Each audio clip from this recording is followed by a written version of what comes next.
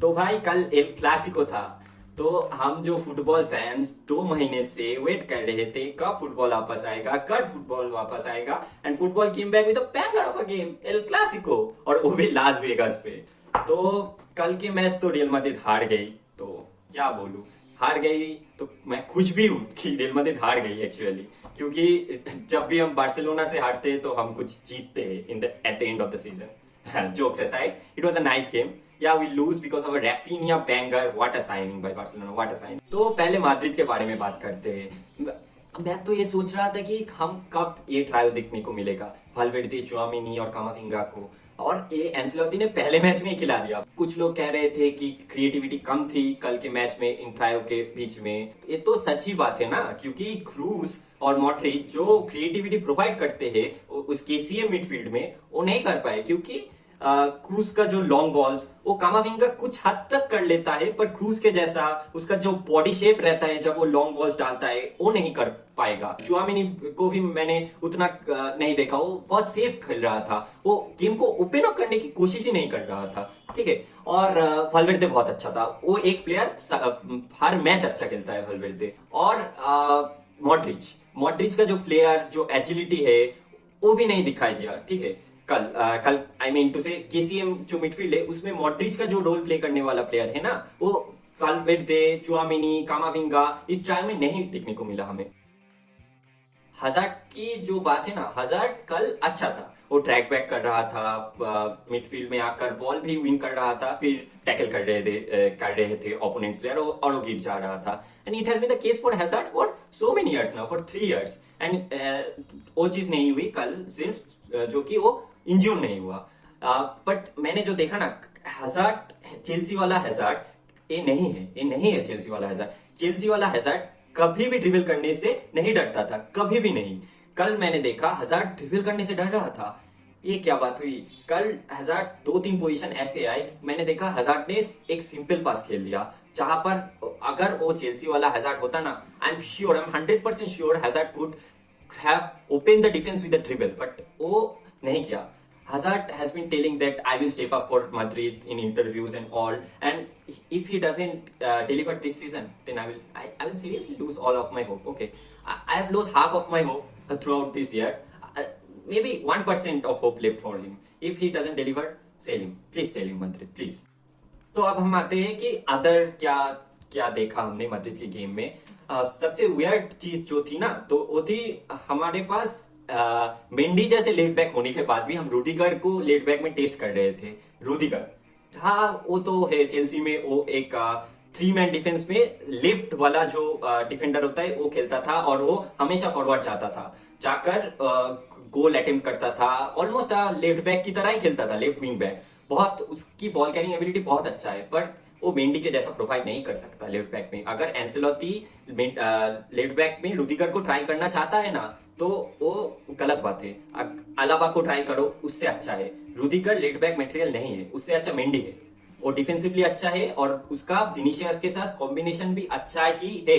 हाँ, मैंने एंसेलोती का इंटरव्यू देखा, उसमें उसने बोला कि वो अलावा और मिलिताओ का नहीं ब्रेक करना चाहते पार्टनरशिप। ठीक है, इसलिए उसने रुदिगर को लेफ्ट बैक में खिलाया, और plan was to switch between Rudiger and Alaba. But नहीं स्विच किया, वो प्लान नहीं आया काम में। रुदिगर ने नहीं स्विच किया, Rudiger throughout the first half वही खेला।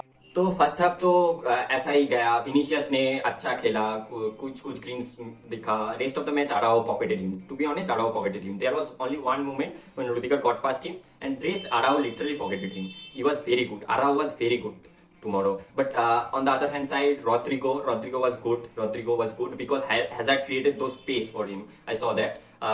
Rodrigo and those long balls from Eder Militao were also on point. Yes, Eder Militao did some mistakes, but yeah, that long balls that which he was trying, that were very very good. Okay, so keep trying Eder Militao. I think he will improve. I think, and हमेशा की तरह Courtois the match silver हमारा। ठीक है, Courtois नहीं होता तो हम 14वां यूसीएल नहीं जीतते। कोर्तुआ नहीं होता तो हम सुपर कूपा दे इस्पाना भी नहीं जीतते। कोर्तुआ नहीं होता तो हम कुछ भी नहीं जीतते लास्ट 4 साल में जो जीता है हमने, 3 साल। ठीक है, La Liga, Courtois has been one of the important player after Benzema. Courtois, hats off bro, hats off to him. तो फिर आते हैं सेकेंड हाफ में जो हुआ, माद्रिद ने केसीएम को उतारा। केसीएम हमें दिख रहा था कि केसीएम कैसे पोजीशन डोमिनेट कर रही थी, ठीक है। So KCM was good, KCM has always been good, okay. So KCM आता है तो things get easier obviously, but फिर भी हम गोल नहीं दे पाए, ठीक है। और उसका मेन रीजन है मारियानो। क्यों भाई, क्यों क्यों हम मारियानो को नहीं बेच रहे, क्यों? हाँ पता है कोई क्लब खरीदने को तैयार नहीं है, स्टिल क्यों हम उसको गेम चांस भी क्यों दे रहे हैं? उसको ट्राई ही नहीं करना कोई भी काम, वो सिर्फ अपना बाल, वो एडामा ट्राउरे की तरह बॉडी बनाकर घूमता है और कुछ नहीं करता वो। उससे अच्छा होता अगर लतासा को ट्राई दिया जाता पिछले दिन, ठीक है। Latasa is a very good talent. We shouldn't waste him like Theo Hernandez and Hakimi. Then it would be very, very bad. Because already we don't have any backup striker. We should try Latasa. Please, Ancelotti, try Latasa, not Mariano. Please. And बाकी के सारे player, Asensio had a good game.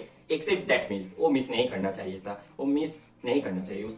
बाकी अच्छा खेला, उसने अच्छा खेला, उतना भी क्रिटिसाइज करने की जरूरत नहीं है एसेंसियो को, उसने अच्छा ही खेला, ठीक है। और कौन आया?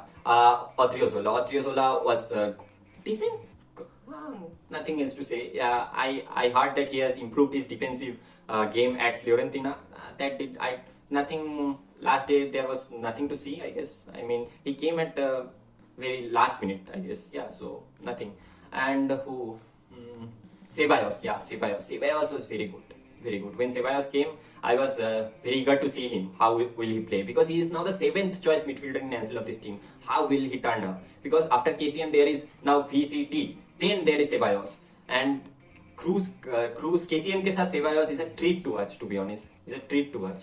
So let's see what happens. Let's see Ceballos को क्या करता है एंसेलोटी। तो हमने तो बार्सिलोना के बारे में बात ही नहीं किया आज। एक ऐसे हो सकता है बार्सिलोना के बारे में बात ही ना करूं मैं, ठीक है।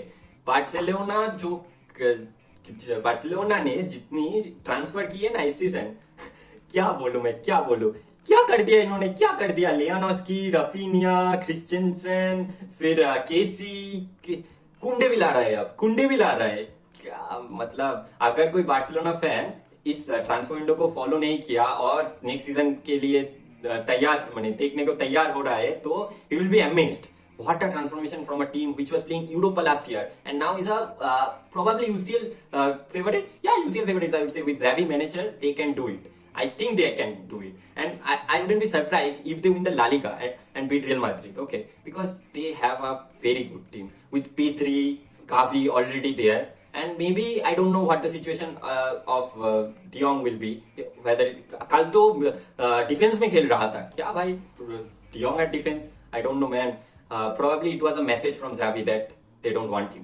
I don't know, man. तो अब देखते हैं, बहुत कर लिया बार्सिलोना के बारे में बात। अब देखते हैं क्या होता है रियल मैड्रिड का next match. I guess against, एक मैच जुवेंटस के अगेंस्ट है और एक मैच देखना पड़ेगा किसके साथ है। आई गेस क्लब अमेरिका और यही कुछ जैसा टीम के साथ है। और तो सुपर कप, ये सब मैच वार्म अप हो गए सुपर कप अगेंस्ट फ्रैंकफर्ट के लिए। वहाँ हमें देखने को मिलेगा असली टीम, ठीक है। सो देखते हैं क्या होता है। I am very hopeful for this season. Apolla 5, okay. Apolla 15, sorry. What is 5, bro? We are 14th time champions. What is 5? Apolla 15. And देखते हैं। और एक बात जो मैं एड्रेस करना चाहूंगा, जो रियल मैड्रिड फैन बोल रहे थे, सारे रियल मैड्रिड फैन, कि बेंजिमा के बिना हमारा अटैक इनकम्प्लीट है, मतलब कुछ भी नहीं है, ये बोल रहे थे। और ये सच है, मैं डिनाई भी नहीं कर सकता, क्योंकि Benzema is the world's best player in the world, not even the best striker, potential Ballon d'Or winner obviously, okay. So उसकी कमी तो हमें दिखेगी एक टीम में, है ना। सो मेरा एक ही कॉन्सर्न है कि अगर बेंजिमा इंजर्ड हो गया 3-4 मैच के लिए ही सही, और वो 3-4 मैच यूसीएल के इंपॉर्टेंट मैच हुए, तो क्या बैकअप कौन? मारियानो और लतासा, जिसको चांस नहीं दिया जाएगा। अगर चांस भी दिया जाएगा तो hardly, because Benzema is there when he is. तो कैसे होगा? प्री सीजन ही तो एक समय है ना, जो एक यंगस्टर को चांस मिलता है खेलने को, तभी आप मारियानो को दे रहे हैं जो 3 साल से कुछ भी नहीं कर रहा, तो कैसे चलेगा? आई रियली होप कि Real Madrid board signs a backup striker. Even if they are not signing a backup striker now, at least they should try in winter transfer window when eventually the non-European players passports are shorted, like Vinicius, Rodrigo, Militao. Okay, so we can buy that. I think we were linked to Nascimento from Brazilian striker. I saw his videos. Okay, he was very good. So I think we should sign him. देखते हैं क्या होता है।